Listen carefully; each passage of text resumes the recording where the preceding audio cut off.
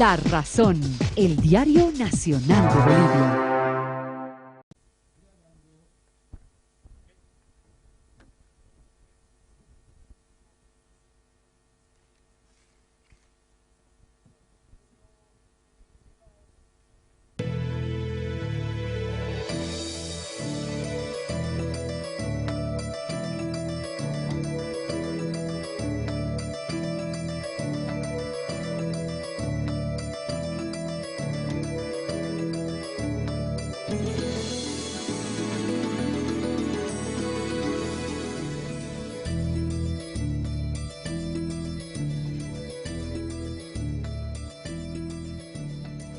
Bienvenidas, bienvenidos a Piedra, Papel y Tinta.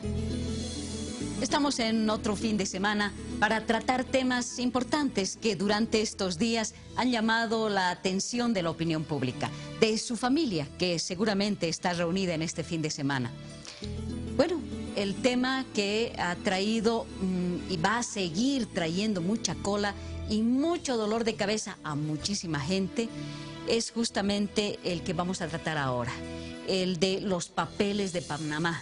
Panama Papers se han denominado el grupo de periodistas investigadores que en todo el mundo están trabajando justamente sobre 11 millones de documentos que han recibido en sus mesas y bueno, están siendo investigados. Dentro de muy breves instantes estaremos con este tema y tendremos como invitados a la ministra de Transparencia, doña Leni Valdivia, y al economista Horst Greve. Ambos estarán tratando este tema. Y bueno, luego en la segunda parte y como entrevista tendremos al alcalde de la ciudad de La Paz, el ingeniero Luis Revilla, quien estará contestando sobre las preguntas que tenemos quienes vivimos en esta ciudad y a veces las sufrimos, constantemente las sufrimos. Y para terminar está con nosotros Patricia Cusicanqui, quien acompañándonos en la entrevista con el alcalde, después nos dará a conocer qué tiene La Razón para la semana que viene. Bueno, comenzamos entonces con Piedra, Papel y Tinta y los papeles de Panamá. Le damos la bienvenida a la ministra de Transparencia. Muchísimas gracias por acudir a esta invitación, ministra. Un saludo cordial primero a usted, Lucía, al licenciado Horst Greve también y por supuesto pues a todos los televidentes de Piedra, Papel y Tinta. Es un placer compartir este escenario con ustedes. Muy amable. Bueno, Horst, bienvenido y muchísimas gracias por estar nuevamente en este programa. Gracias, Lucía. Buen día y saludo a todos los televidentes, saludo a la ministra, te saludo a ti y felicito por la realización de este proyecto periodístico que tiene cada vez más relevancia. Vamos a iniciar entonces y quiero refrescar la memoria de quienes en este momento en sus casas están disfrutando con la familia. El domingo 3 de abril, el Consorcio de Periodistas de Investigación dio a conocer una información que es una bomba que no termina todavía de estallar, ya estalló y va a continuar estallando, porque dio a conocer que políticos del mundo, entre ellos jefes de Estado, estrellas de cine y del deporte también, habían entregado cuantiosas fortunas a paraísos fiscales. Bueno, habían entregado en principio dinero a la firma de abogados Mossack Fonseca de Panamá, especialistas en crear sociedades en paraísos fiscales, para que conviertan este dinero en empresas offshore o extraterritoriales que laven ese dinero. La primera pregunta, y le voy a pedir a la señora ministra que nos dé esta posibilidad, quisiera dirigir a Horst Greve la aclaración de qué significa paraíso fiscal, qué son empresas offshore. Gracias, si nos aclaras, por favor, Horst. Lucía, Yo creo que estamos ante un fenómeno que resulta de la globalización financiera, la falta de capacidad regulatoria de los estados, incluso los más grandes, y de la tecnología que permite que se almacene una enorme cantidad de información en un espacio pequeño y, por lo tanto, que se pueda poner en manos del periodismo internacional información que tiene que ver con investigaciones sobre transgresiones de los poderosos, sean empresas, personas, a las normas fiscales, a las normas legales y, por lo tanto, a la necesidad de ocultar en determinada forma activos físicos, de papeles financieros, incluso piedras preciosas, diamantes, etcétera, etcétera. Esto hubiera sido impensable si no existía la tecnología y no existía el momento en el cual la economía mundial ha estallado después de la crisis del socialismo y el derrumbe del muro de Berlín, y por lo tanto ya se ha analizado desde varias perspectivas. Hay una tendencia en los últimos 25 años a una enorme concentración de la riqueza y del poder en manos de poca gente. Esa concentración de recursos no siempre ha sido el resultado de operaciones lícitas. Y por lo tanto, los resultados, los emolumentos, los sobornos recibidos, las operaciones que se tienen que hacer, necesitan de mecanismos que han sido suministrados de manera legal o casi legal por parte del sistema financiero. Ya sabemos que existen bancos en la sombra, ya sabemos que existen una serie de mecanismos a través de los cuales se ocultan dineros, se trasladan a lugares donde la tributación es menor. No es que sea cero, pero es considerablemente menor a la del origen de las operaciones. Esos son los paraísos fiscales. Los paraísos fiscales son aquellos países que tienen una tributación y una permisividad sobre la operación de ciertas instituciones mucho mayor a la de otros. Quisiera colocar tres temas. Por una parte, ¿qué es lo que ocurre en el proceso y la operación de estos fondos que se ocultan a las autoridades, sobre todo tributarias? En segundo lugar, otro aspecto totalmente diferente es la revelación de esas operaciones mediante procedimientos de investigación periodística.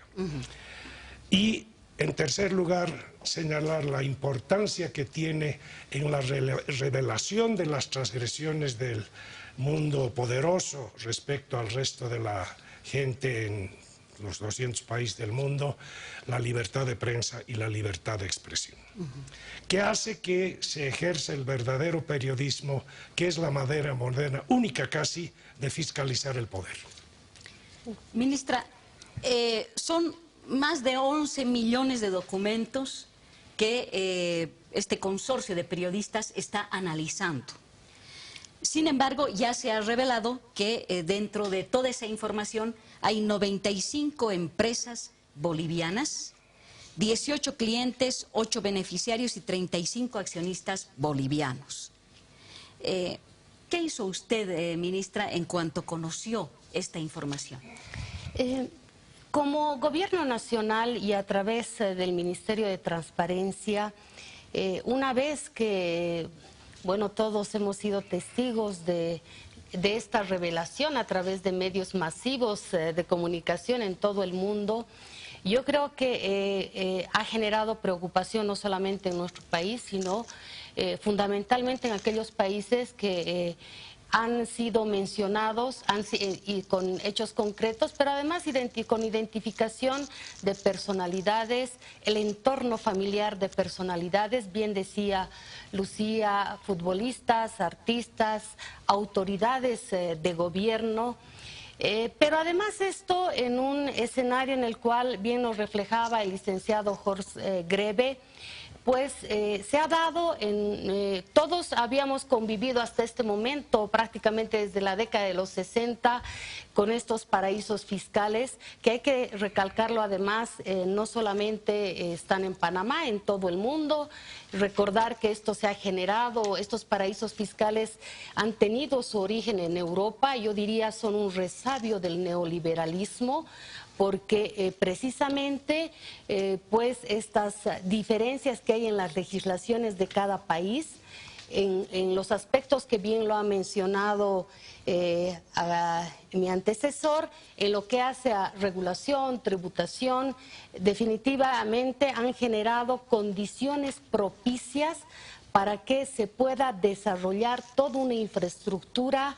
Estamos hablando de una infraestructura tecnológica, una infraestructura también de asesoramiento legal, de asesoramiento técnico, fundamentalmente contable, porque de lo que estamos hablando es que en Panamá, en este paraíso fiscal, en este territorio, se ha establecido hace muchos años una infraestructura propicia para que funcione estos bufetes de abogados, como es el caso que estamos analizando. Mossack Fonseca, y precisamente pues este era uno de los estudios de abogados tal vez que gozaba mayor credibilidad en este paraíso fiscal, precisamente por el grado de confidencialidad del cual ellos además hacían gala, ¿no? Justamente ahí entra el tema de confidencialidad. Quería preguntarle, ministra, usted habló de la empresa o el dinero que podría haber llevado a haber puesto en manos de Mossack Fonseca el señor Doria Medina. ¿Usted tiene alguna prueba? Eso no es correcto. Yo quisiera precisar, si me permite, Lucía. En este tipo de operaciones offshore o extraterritoriales, hay que señalar que estas operaciones de inversión son operaciones lícitas, ¿no? Esa es una gran diferencia. En cambio, por ejemplo, en nuestro país, que tenemos una regulación para el sistema financiero y tenemos también un régimen tributario bastante cerrado, podríamos decir, es impensable que se puedan dar este tipo de situaciones. Para el caso de que el hecho se hubiese dado en nuestro país, ahí sí incluso estaríamos hablando de la presunta comisión de delitos que están tipificados y sancionados. En este contexto yo jamás he manifestado que primero que el señor Samuel Doria Medina hubiese llevado recursos a Panamá. Eso yo quiero aclararlo, por favor. En realidad esto salió a raíz también de un contacto que yo tuve con la prensa, en el cual yo manifesté que un poco a manera de ejemplificar que así como estas operaciones de inversión que se dan en estos paraísos fiscales con el objeto de atraer inversiones, igual las operaciones que se hacen en bolsa son operaciones lícitas, porque se las realizan cumpliendo en el marco de lo que establece la ley del mercado de valores. ¿Cuál es la diferencia y el cuestionamiento? El cuestionamiento es enteramente ético, ¿no? Y ese es el enfoque que en todo caso yo he manifestado, yo he cuestionado y me he ratificado y lo sostengo, el que esos recursos bien han sido un tema de voluntad y está absolutamente, eso es incuestionable, de un empresario para sacar esos recursos, pero lo que no es, lo que más bien es moralmente reprochable es que siendo una persona una persona políticamente expuesta, pero además en el medio político muy conocida, que tiene aspiraciones además de un día dirigir a nuestro país y habiendo además conocido el origen de esos recursos. Estamos hablando que el señor Samuel Doria Medina, todos sabemos, se adjudicó años atrás, en realidad la fábrica de cemento, el puente en Tarija, en una suma ínfima. Yo quiero, a través de medios de prensa, yo he tomado conocimiento, en ese entonces el monto oscilaba por los $50.000 y pues parte a raíz de eso todas las utilidades que le he ido obteniendo, que no las cuestionamos, las he hecho bien o mal. Sí, lo que reprochamos, y lo decimos, es el mecanismo que tenían en el pasado algunos malos empresarios que utilizaban a veces el poder o utilizaban el aparato del Estado para obtener mayor beneficio.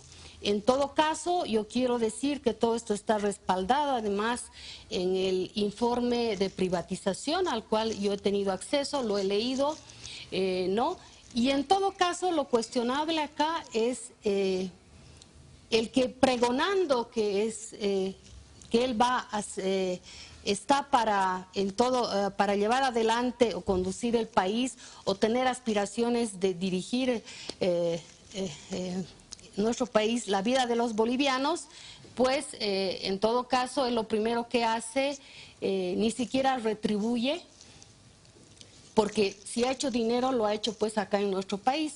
Pero lo más fuerte, yo creo, es que hablar que una persona tenga semejante cantidad de fortuna en nuestro país, considerando que tenemos niveles de pobreza extrema tan grandes, yo lo he dicho, es un insulto para el pueblo boliviano, porque no hay forma de explicar. Yo no creo que se deba a emprendimiento, a inteligencia, absolutamente. Ese es un tema muy delicado, pero le hablamos con esta sinceridad y franqueza al pueblo boliviano. ¿De qué estamos hablando en todo caso?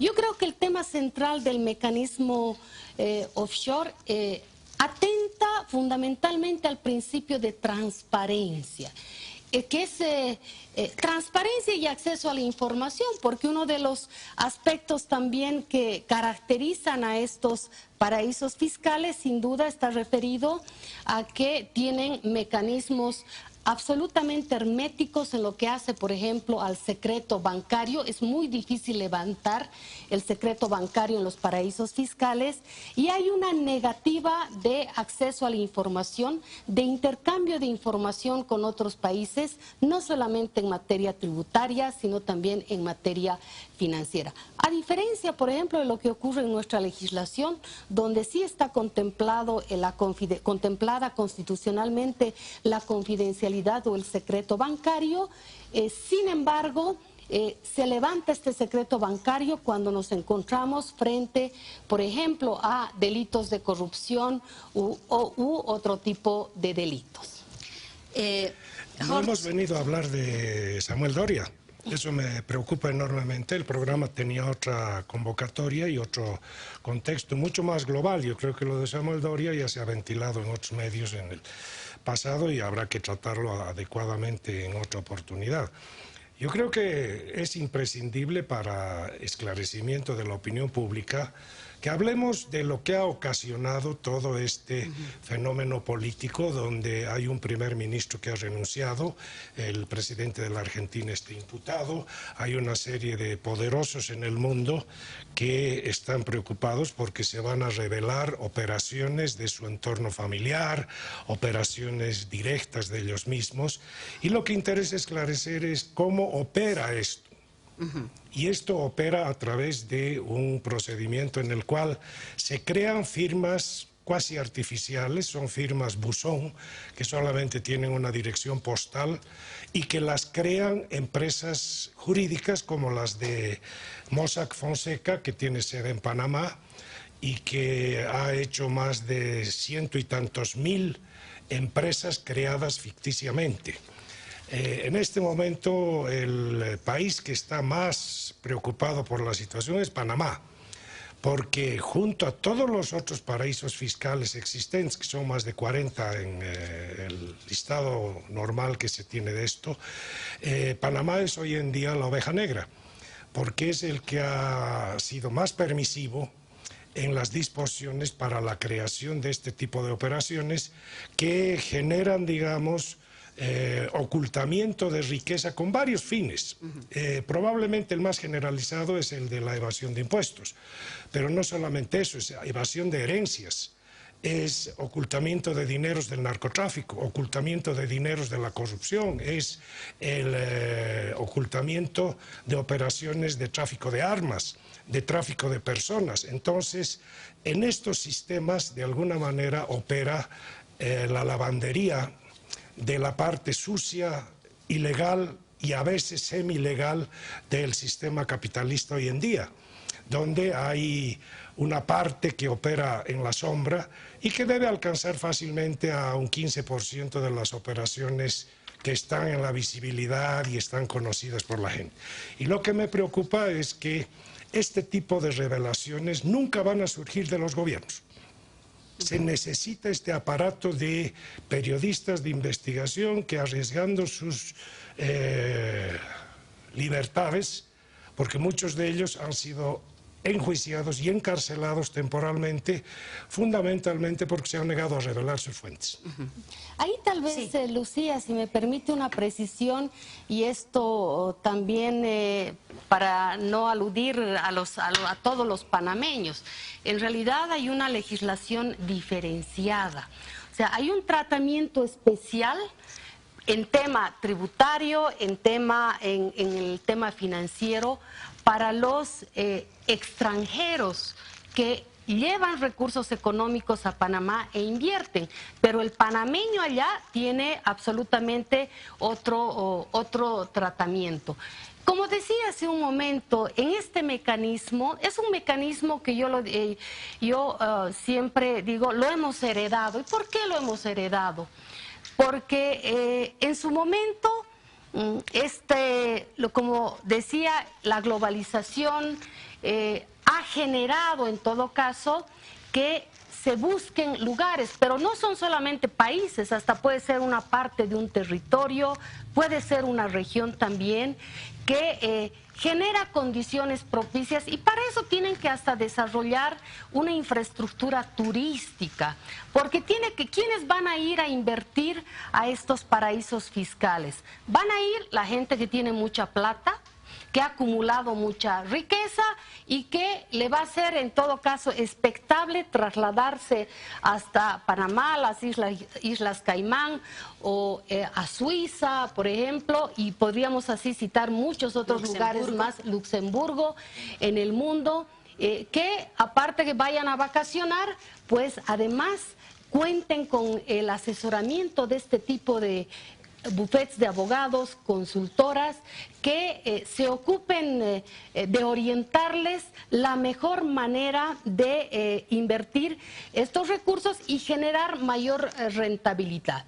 El trasfondo, como bien ya lo hemos señalado, sin duda está conseguir mayor utilidad, mayor rentabilidad más propiamente en estas inversiones.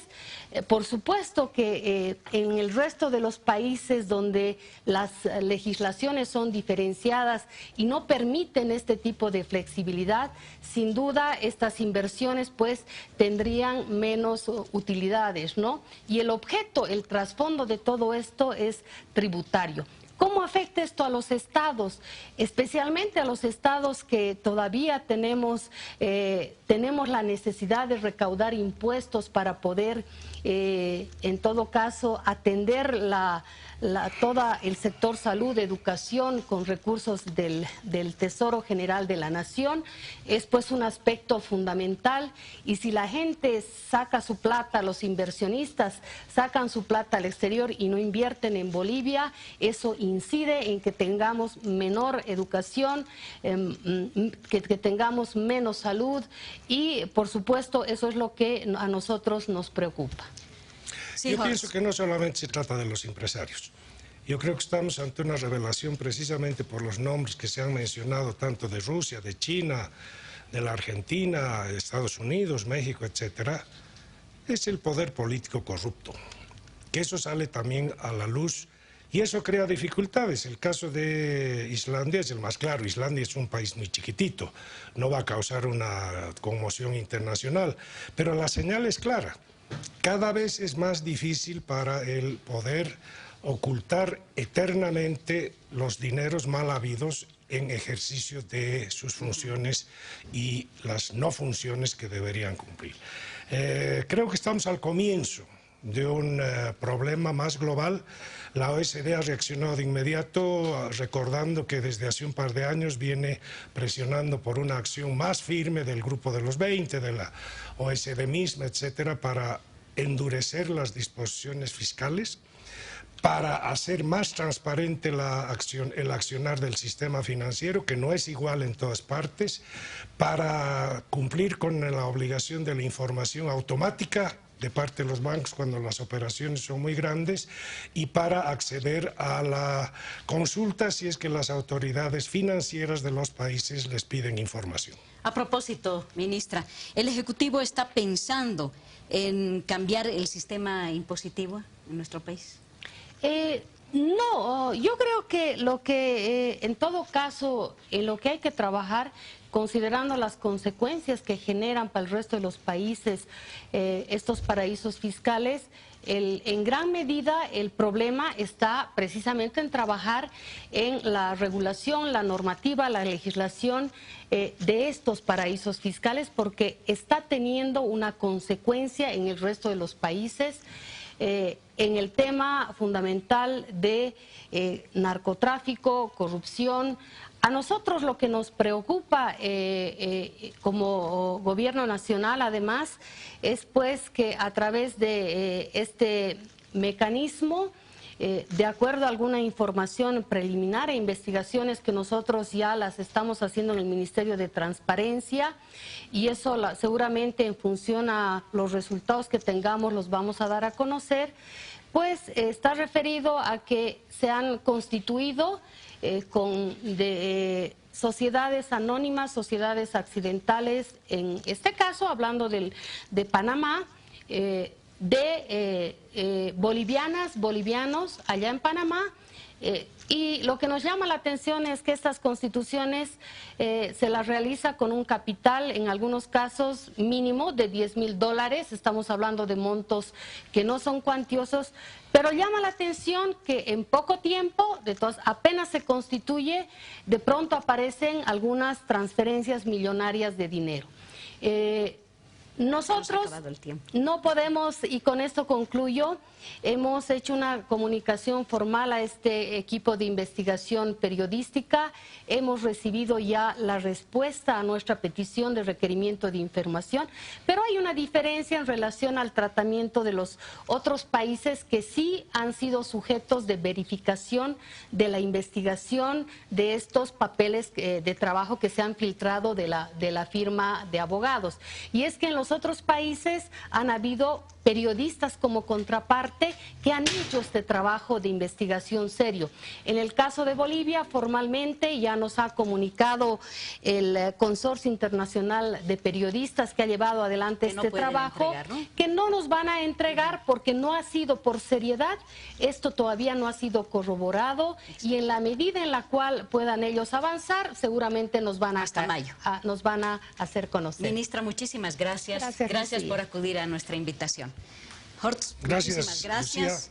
Bueno, vamos a continuar y enseguida tendremos la entrevista con el alcalde del Gobierno Autónomo de la Ciudad de La Paz. Quiero decirle que yo tampoco esperaba el tema Samuel Hortz.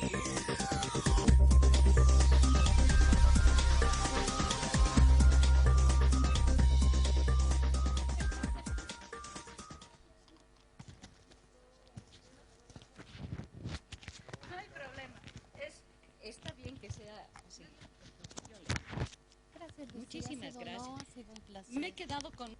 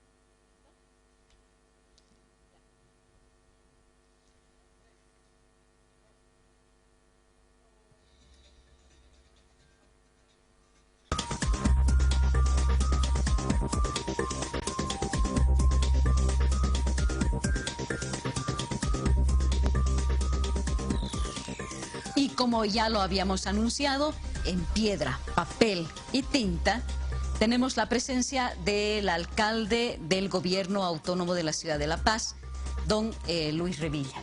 Bienvenido, muchas gracias por acudir a la invitación. Qué gusto, Lucía. Y gusto, está Patricia. con nosotros Patricia Cusicanqui, ella es jefa de suplementos de La Razón. Patricia, tú tienes la palabra. Muchas gracias, Lucía. Y comenzamos la entrevista. Gracias, muy buenos días a nuestros televidentes. Alcalde, muchísimas gracias por estar acá. Mire, se ha cumplido ya 1 mes y medio desde que han entrado en vigencia las nuevas tarifas del transporte público y creo que estamos en las condiciones de decir que si haga todos los días la nueva tarifa de 2 bolivianos, 2.60, 2.80 a partir de las 8:30 de la noche en el caso de los minibuses.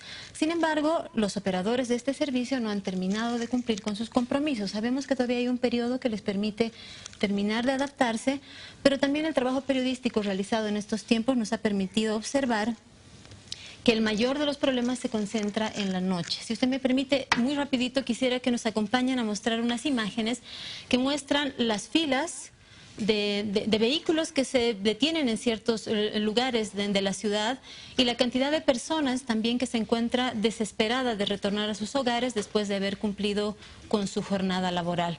¿Qué soluciones inmediatas, alcaldes, están poniendo a este problema que, como le digo, aquejan a la ciudadanía todos los días?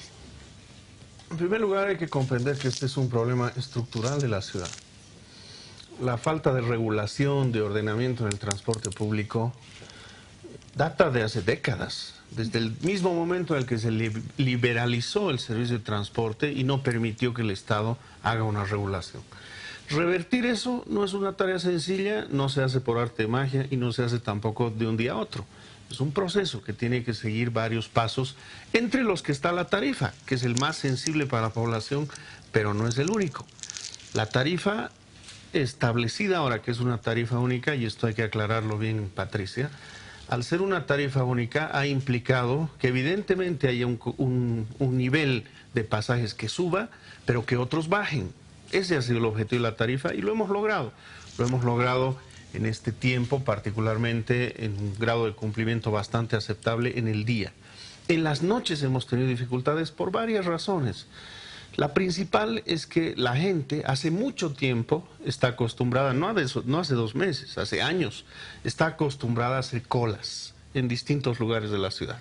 Las colas que tenemos en la Yanacocha, las colas que tenemos en la Almirante Grau, por poner 2 ejemplos, o en la Plaza Isabel la Católica, datan de hace muchos años. El momento en el que se aplica la nueva tarifa, y evidentemente los transportistas tienen más ingresos, trabajan menos horas, se produce este desfase en la provisión del servicio. Estas colas que estamos viendo ahora no las tenemos en esta magnitud el día de hoy. Hemos tenido dificultades las primeras semanas, ha sido una preocupación muy seria, pero yo he estado recorriendo en las noches distintos lugares donde antes teníamos colas interminables y además sin provisión de transporte, y esa ya no es la situación hoy día, porque los sindicatos finalmente se han podido organizar a partir del establecimiento de estas rutas nocturnas, de estos nuevos dígitos que están destinados a cubrir esta demanda específica. Tenemos un problema en la Kennedy y tenemos un problema en la zona sur que está camino también a resolverse. De tal manera que en esta primera fase hemos podido primero abocarnos a la aplicación de la tarifa plana y en segundo lugar a proveer de servicios de transporte incluso hasta altas horas de la noche con las nuevas rutas nocturnas a la población. Y estamos entonces en posibilidades de concentrarnos en quizá el tema más grueso que hace al transporte y a la preocupación ciudadana, que es la calidad del servicio. No solamente se trata de cobertura, no solamente se trata de tarifas, sino de la calidad. La gente ha estado diciendo en distintos momentos, Patricia, Lucía, que estaba dispuesta a hacer una nivelación de tarifas siempre y cuando el servicio mejorara.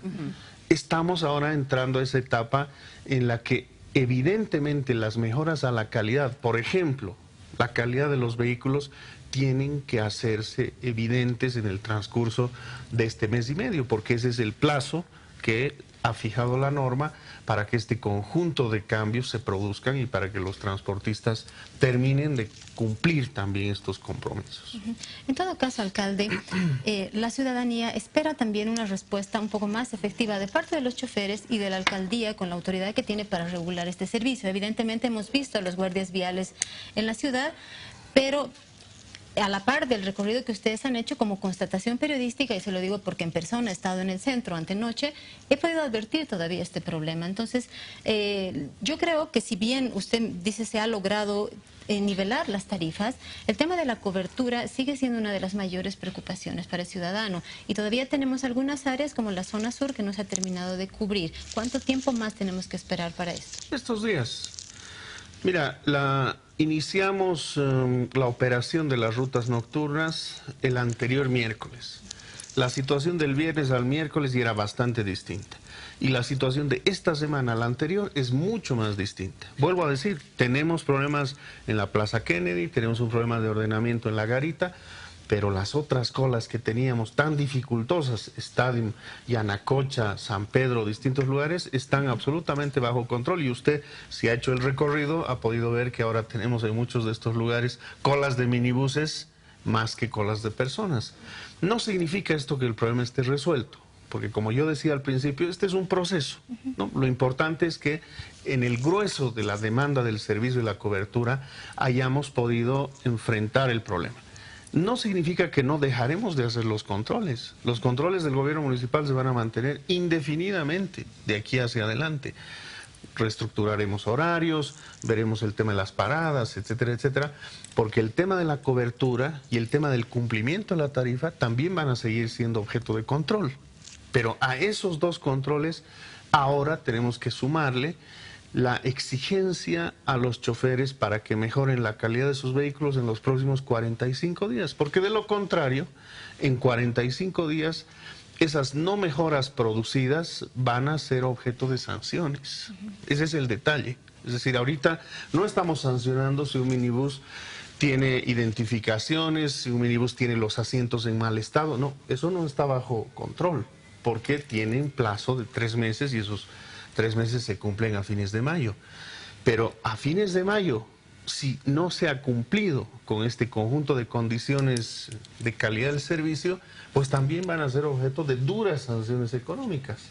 Por lo tanto, el control en todos los ámbitos va a continuar, se va a mantener hasta que logremos finalmente encarar esta problemática, que como digo, tarifas, rutas, son componentes, pero no hacen al conjunto. Hemos logrado, Patricia, después de décadas, finalmente tener un registro de conductores. ¿Cómo es posible delinear una política pública si no sabemos cuántos son?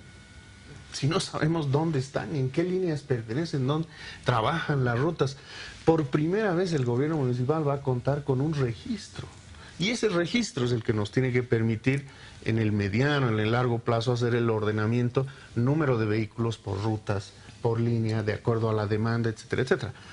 Por eso digo, los componentes de la problemática del transporte no son solo la tarifa, no son la cobertura, es un conjunto de cosas, pero hay que también comprender que tenemos que abordarlas de manera paulatina. No se pueden poner todos los problemas en una bolsa y tratar de sacar un resultado mágico. Vamos por partes, logrando poco a poco resultados hasta que finalmente consigamos los objetivos que perseguimos nosotros y también la ciudadanía. Alcalde, yo quiero preguntarle sobre un tema que vengo observando desde hace muchos años, pero hace 3 años exactamente había preguntado también a sus técnicos sobre la pintura de señalización en las calles de la ciudad de La Paz, en las calles, en las avenidas, los pasos de cebra, la señalización para los vehículos. Duran ni 3 días, esa pintura desaparece.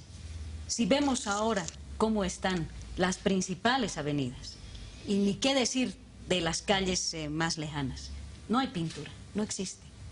¿Por qué? ¿Qué pasa?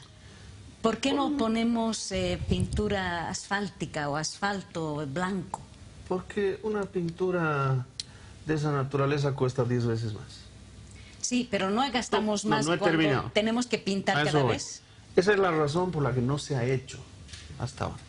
Porque es sumamente cara, es decir, sumamente costosa en Pero lo términos de barato precios. cuesta caro, ¿no? Déjeme terminar, ¿no? Esa es la razón por la que no se ha hecho. Sabiendo que los daños que se producen en la ciudad, fundamentalmente producto de la época de lluvias, son, por supuesto, los que nos generan mayor costo de mantenimiento. El gobierno municipal tiene un presupuesto destinado cada año para la señalización. Y he instruido ya que tomemos las previsiones para conseguir proveedores, que no los hay, tampoco usted cree en gran cantidad, porque las entidades públicas no adquieren este tipo de materiales, para que a partir de este año nuestro plan de señalización pueda incluir estos nuevos elementos. De hecho, hemos empezado a hacer esta tarea en algunas avenidas. En la Landaeta tiene nuevos sistemas de señalización muy modernos que no tienen que ver solamente con pintura, elementos plásticos, de goma. Es decir, poco a poco estamos avanzando en esa transformación que hace también a la problemática del transporte, que también tiene que ver con vías Sí. en buen estado, Y con nuevas vías. Y con seguridad, ¿no? Y con seguridad, sabiendo que el tema de la seguridad en los vehículos es un tema de la policía. La policía hace el control técnico vehicular y mientras lo siga haciendo yo tengo muy poca esperanza de que las cosas cambien. Porque como todos sabemos, lo hace de una manera absolutamente rudimentaria, con una chequeadita delante y atrás, luces. Esa no es una revisión técnica. Pero hoy día está en manos de la policía. Se está discutiendo en el Parlamento Pero una la ley... pintura está en manos No, de la de la alcaldía. seguridad, usted habló de la seguridad. Se está discutiendo en el Parlamento hoy día una ley que pueda entregar la responsabilidad de la inspección técnica vehicular a los gobiernos municipales, como ocurre en todas partes del mundo. Ojalá sea así. Tenemos nosotros un centro y estamos previendo construir otro en ¿Para la cuándo perspectiva de usted- que esa será una responsabilidad ¿Para nuestra. cuándo cree usted que vamos a tener pintura que dure más? Este año vamos a empezar, vamos a empezar. Pero no le voy a decir este año toda la ciudad, todas las calles, no, porque le estaría mintiendo. Las principales. Pero este año vamos a empezar con pintura termoplástica, ese es el término correcto, colocada en las principales vías de la ciudad y poco a poco en el transcurso de los años iremos avanzando. Es decir, que si estamos en paulatinamente. diciembre nuevamente aquí con usted, Sí, claro, ya usted va a ver, estaremos hablando va a haber de- varias calles con pintura De acuerdo. termoplástica. Ahí está, Alcalde, es un si me compromiso. permite, como seguimos en la temática del Sí, claro. transporte, de vialidad, hasta este fin de semana 603 juntas vecinales tienen que decidir vía asambleas, pero además por encuestas que ustedes han distribuido, tienen que emitir en realidad una evaluación sobre el servicio de Exactamente. transporte público. ¿Va a ser vinculante el resultado de esas evaluaciones?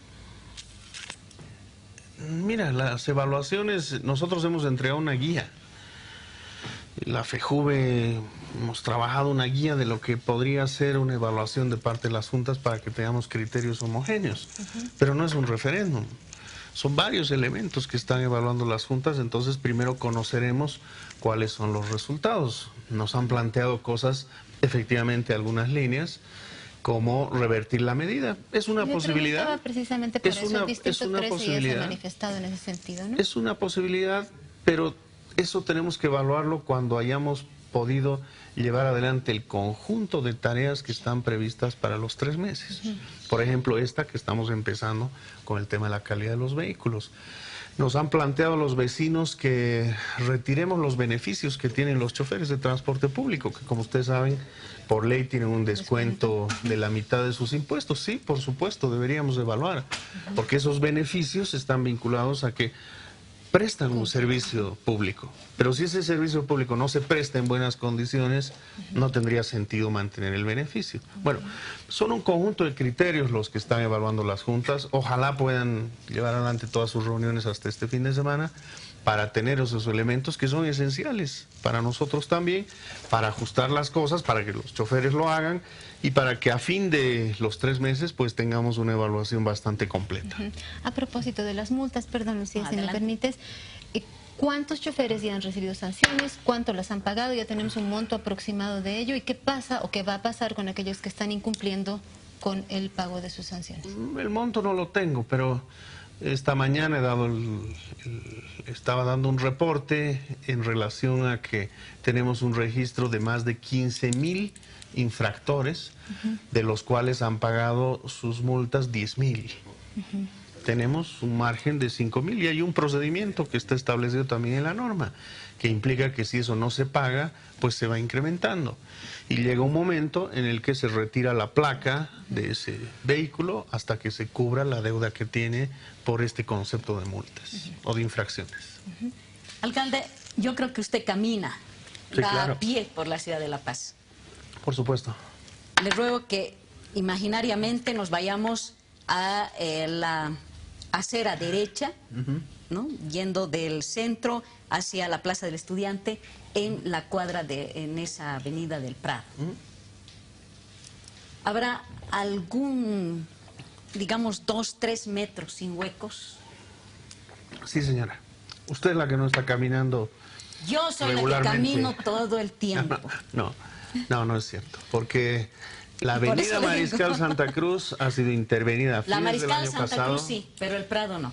La avenida Mariscal Santa Cruz ha sido intervenida el año Sí, pasado sí. en todas las aceras después de Sí, muchísimo Mariscal tiempo. Santa Cruz sí. Claro. Pero desde la Plaza Venezuela También el para Prado, abajo, Lucía. no. No, también el Prado. Le invito a ir conmigo. Le invito a ir conmigo y Las vamos piedras caminar. están levantadas. ¿Cuándo vamos, alcalde? Vamos. Mañana. Están levantadas. No tengo dificultad. Usted ha llevado una silla Hay- de ruedas por allí, no se puede transitar. Hay- Con tacos no se puede caminar. Hay accidentes que se producen regularmente en la ciudad. Ayer hemos tenido lamentablemente un accidente que nos ha destruido buena parte de las aceras, de las plazas, los vehículos en el Prado a altas horas de la noche por falta del control de la policía cruzan por encima del paseo del Prado para ir de la derecha a la izquierda, nos destrozan las baldosas, bueno, son cosas que ocurren y que se tienen que reponer. Sí. Pero no puede decirme usted que esa es una situación permanente en el tiempo. Se Pero dura producen mucho accidentes, se repone, se tiene que refaccionar, esa es nuestra tarea, lo hacemos y como yo le decía, tenemos un plan de mantenimiento que está abocado a este conjunto de tareas, así como en el Prado, en el conjunto de las miles de calles que tenemos en la ciudad y que tenemos que atender. Y que están poco a con poco, muchos ¿no? baches, muchos huecos. Los baches son producto de las lluvias, ¿no? Lo vuelvo a decir, usted siempre va a encontrar a inicios de año problemas de baches, porque el asfalto se daña muy rápido por el agua y por las lluvias. Nosotros a partir del mes de febrero empezamos con nuestro plan de bacheos anual, que se mantiene a lo largo de 8 meses y que justamente está destinado a atender este conjunto de necesidades.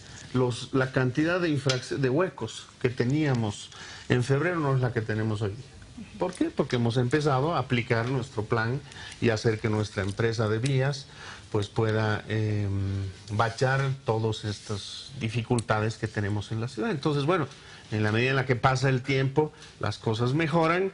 Tendremos épocas de lluvias a fin de año, tendremos cada vez menos de estas dificultades, pero también, pues, como digo, hay problemas vinculados a las lluvias y a la acción de los vecinos también. Yo cuando inauguro asfaltos, Lucía, les pido a los vecinos que por favor nos cuiden el asfalto porque cuesta mucho dinero reponer y se arruina por el simple hecho de que un vecino ha hecho un clavado en el asfalto, le ha hecho una grieta y empieza a deteriorarse todo. Entonces, bueno, también hay responsabilidades ciudadanas que considerar. Alcalde, yo de disco rayado nuevamente con el tema del transporte, quería referirme a un asunto que ¿Cómo no? creo que es importantísimo. La solución integral al problema del transporte había sido depositada en la esperanza de que el Puma Qatari sea un servicio que llegue definitivamente a todos los puntos de la ciudad. Estamos llevando una demora de casi un año en la aplicación, en la entrada en vigencia de la segunda fase del Puma Qatari. ¿Cuánto tiempo más tiene que esperar la gente para ello? Y para el proyecto mayor, que era atravesar un bus gigante, que los ramales sean alimentados por los minibuseros. Primero, el Puma Qatari no va a sustituir al transporte tradicional en su totalidad. No lo puede hacer, no es la idea que lo haga, porque hay lugares donde sencillamente ni el Puma ni el teleférico pueden llegar y solamente puede llegar el transporte tradicional porque esa es la topografía de la ciudad. Lo que sí tenemos que hacer es que los tres sistemas se integren.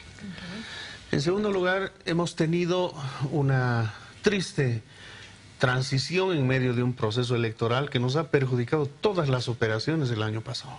A eso se debe la demora. Los buses están en La Paz, afortunadamente, han llegado en diciembre, los 80 buses, han pasado el periodo de desaduanización, que no está en nuestras manos, sino en la aduana, las placas, bueno, finalmente están con nosotros y ahora estamos terminando la capacitación a los conductores, a los asistentes, etcétera, etcétera. A fin de este mes de abril, inicios del mes de mayo, vamos a tener ya en funcionamiento las nuevas 4 líneas paulatinamente. Empezamos en San Martín, Max Paredes, luego nos vamos a Chuquiaguillo, a la periférica y finalmente a la zona de Irpave. Y para el próximo año tenemos prevista la adquisición de más buses, de tal manera que cumplamos el compromiso de que todos los distritos de la ciudad, que son 21 urbanos, tengan una línea de bus Puma Qatari. Y el otro proyecto está en diseño final, todavía está en fase de diseño final, el que usted dice, de los buses articulados o eventualmente de doble piso en carril exclusivo, y estamos trabajando en el diseño final del proyecto. Cuando tengamos listo eso y sepamos cuánto nos va a costar, pues vamos a poder programar, pero deberíamos pensar que antes del 2020, antes de terminar mi gestión, ojalá pudiera estar en funcionamiento al menos una de las 2 líneas. Por lo pronto, nos vemos a fines de abril en la inauguración de la segunda fase. Por supuesto. Invitadas están. Está muy bien. Claro que sí, con todo gusto. Los impuestos. Impuestos. Los impuestos, bueno, los anuales, he visto grandes colas para para pagar con el 15% de descuento. ¿Cuánto ya se ha cubierto, señor alcalde? Tenemos cerca 190.000 contribuyentes en la ciudad. Hasta la fecha han pagado 60.000, un tercio. Lo cual da cuenta de la gran confianza que tiene la gente en nuestra entidad, en que esos impuestos van a obras y no se van a ningún otro lado. Pero también da cuenta de que no ha habido ningún tipo de incremento, no ha habido ningún tipo de afectación al patrimonio de la ciudadanía que haya provocado, digamos, una mora o incumplimiento de los ciudadanos. Estamos con estos 60.000 contribuyentes que ya han pagado, estamos exactamente en los mismos niveles de cumplimiento del año pasado, y eso significa que a diciembre fácilmente podremos superar la meta de recaudación que normalmente en los últimos 10 años ha sido del 105%, es decir, hemos recaudado más de lo que se había presupuestado.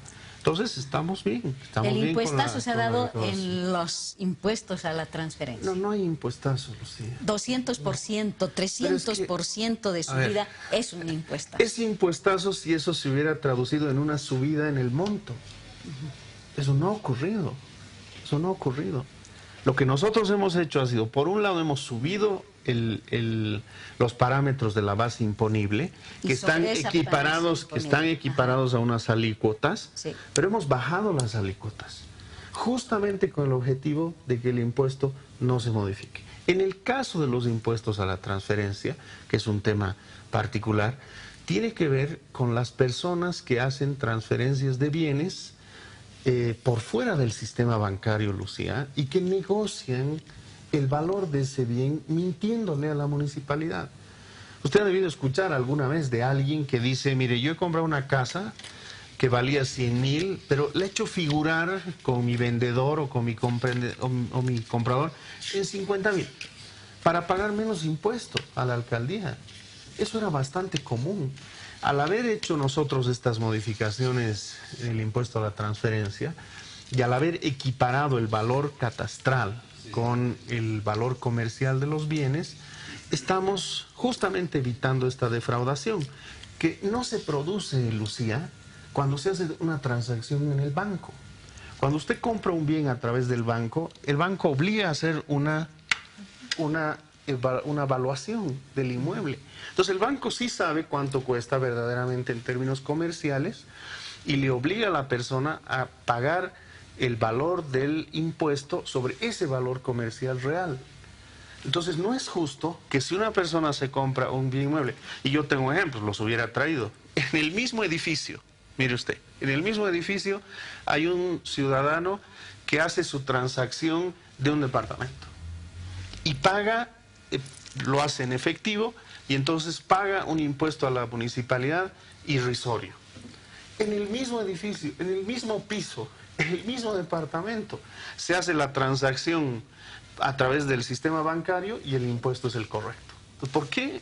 Porque hay ciudadanos que tienen que pagar lo correcto y otros ciudadanos que pueden engañarnos. Entonces, esta modificación que hemos hecho para ajustar o equiparar el valor comercial simplemente está orientada a que la gente le pague a la municipalidad lo que le tiene que pagar por un impuesto a la transferencia. Por último, estamos hablando de 3.000 casos al año.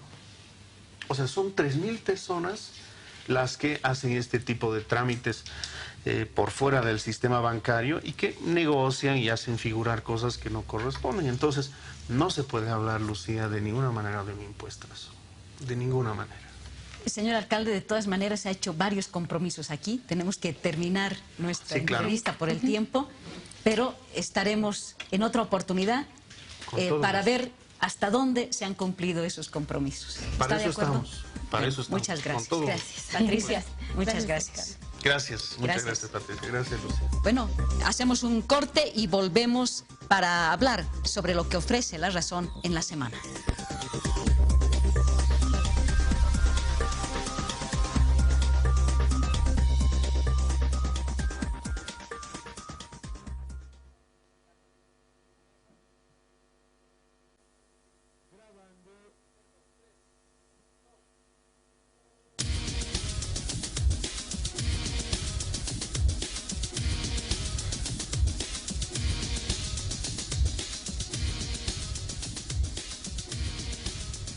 Y esta vez Patricia Cusicanqui, jefa de suplementos de La Razón, es quien nos va a anunciar qué tiene La Razón para esta semana, Patricia. Así es, Lucía. Quiero poner en agenda ya los temas que este fin de semana los lectores de La Razón van a poder encontrar en nuestra edición dominical y darles un adelanto también de lo que va a ser el lunes. Y me gustaría comenzar contándote que la revista Escape va a tener la historia de un emprendedor que ahora es dueño de una fábrica de juguetes de acero en el Alto, luego de que en un momento de crisis y de mucha miseria decidió hacer un juguete para su hijo en Navidad. Como el objeto, el regalo que había construido era tan lindo y mucha gente se lo pedía, ahora él se ha convertido en un empresario que es dueño de la fábrica de juguetes Cooper. Eso sí que parece de verdad una historia de Navidad, ¿no? Así es. Qué bonita, qué bonita. Y cerca del Día del Niño. Precisamente, a propósito de ello, es que el equipo de la revista Escape ha trabajado en este material.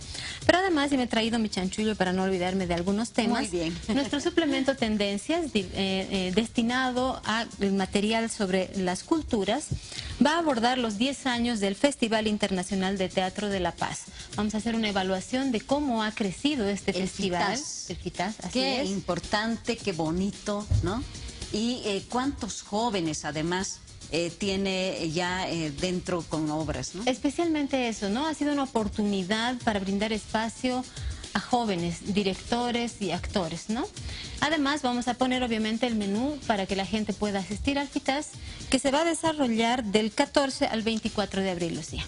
Qué bonito. Por otra parte, y una cosa que creo que va a resultar muy sabroso después del mensaje que ha emitido al recibir el Cóndor de los Andes del señor Javier Albó, el padre en realidad Javier Albó, es que vamos a tener una entrevista con él en el suplemento Animal Político, que va a referirse a este tema del Amayuncu y Amachil, y va a contarnos qué es lo que habló después con el vicepresidente Álvaro García Linera después del acto oficial. Una persona con tanta sabiduría, ¿no? Así es, sin duda, que ha dejado mucho al país y un aporte enorme, sobre todo para los pueblos indígenas. Sí.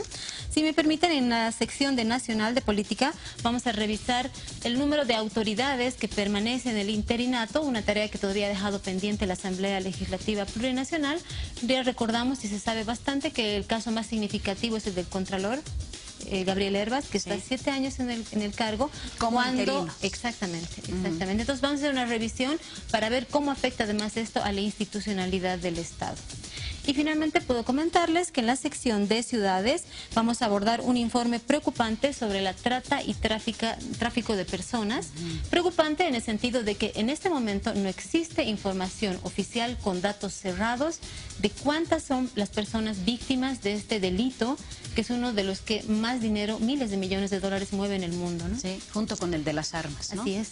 Realmente importante y conocer es un mundo muy escabroso. Así es, Lucía. Vamos a ofrecerles este menú más una cantidad inmensa de material que van a poder disfrutar en todos los suplementos, así que la gente que tiene una suscripción puede estar tranquila esperando en casa el periódico, y los que no tienen que ir a los puestos de periódico para recoger su ejemplar. Que así sea. Y de Yapita nada más, obviamente, este lunes, información completa de lo que va a suceder en las elecciones en Perú. Qué importante. Así es. Veremos qué pasa, ¿no? Así es. Bueno, mañana lunes vamos a tener la información de quién gana las elecciones en el Perú. Muchísimas gracias, Patricia. A ti, Lucía, muchísimas gracias. Amigos, que tengan un precioso fin de semana y que sea familiar. Disfrútenlo mucho y por adelantado, felicidades a los niños. Gracias. Y eso es...